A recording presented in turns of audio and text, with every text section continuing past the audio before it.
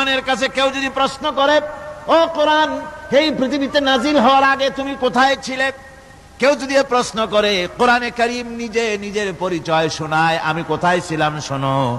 বাল হুয়া কুরআনুম মাজিদুন ফি লাউহিম মাহফুজ, বরং এই কিতাব অতীব মর্যাদা সম্পন্ন সুরক্ষিত ফলকে লিপিবদ্ধ ছিল, আমি ছিলাম লৌহে মাহফুজে, সেখান থেকে এসেছি। যদি কেউ প্রশ্ন করে, কোরআন কি কোরআন, তুমি কার উপরে অবতীর্ণ হয়েছ?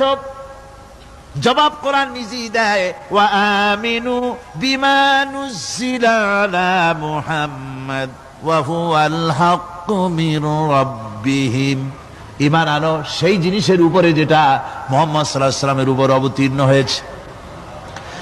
আবার অন্য আয়াতেও জবাব পাওয়া যায়, তাবারাকাল্লাযী নাযালাল ফুরকানা আলা আবদিহি লিয়াকুনা লিল আলামিনা নাযীরা, অতীব বরকতপূর্ণ মহান সত্তা সেই আল্লাহ রাব্বুল আলামিন, যিনি তার বান্দার পরে ফুরকান অবতীর্ণ করেছেন। সুবহানাল্লাহ বিহামদি।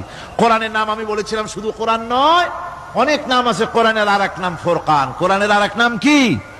আল ফারকু বাইনাল হাক্কি ওয়াল বাতিল।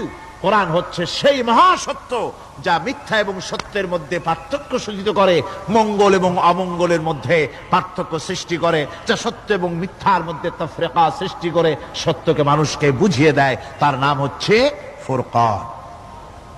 এবার যদি প্রশ্ন করা হয়, ও কোরআন, বুঝলাম তুমি লৌহে মাহফুজে ছিলে, বুঝলাম তুমি নবীজির উপরে নাজিল হয়েছো, এবার বলো তুমি কোন মাসে নাজিল হয়েছো? তুমি তো আসছিলা প্রথম, কোন মাসে নাজিল হয়েছো? এ প্রশ্ন যদি কেউ করে, কোরআন তার জবাবে বলবে, শাহরু রমাদানাল্লাযী উনজিলা ফীহিল কুরআন, রমজানের পবিত্র মাসে আমি অবতীর্ণ হয়েছি। সুবহানাল্লাহ। যদি প্রশ্ন করা হয়, রমজানে তো আসছো, কিন্তু প্রথম নাজিল হয়েছিল কোন সময়? ওটা কি দিন ছিল না রাত ছিল? কোরআন তার জবাবে বলে, ইন্না আনজালনাহু ফি লাইলাতিল কদর, কদরের পবিত্র রাতে আমি এই পৃথিবীতে আমার আগমন ঘটেছিল। যদি প্রশ্ন করা হয়, বুঝলাম সবই, কেন নাজিল হয়েছে তুমি? এই পৃথিবীতে তোমার আসার উদ্দেশ্য কি?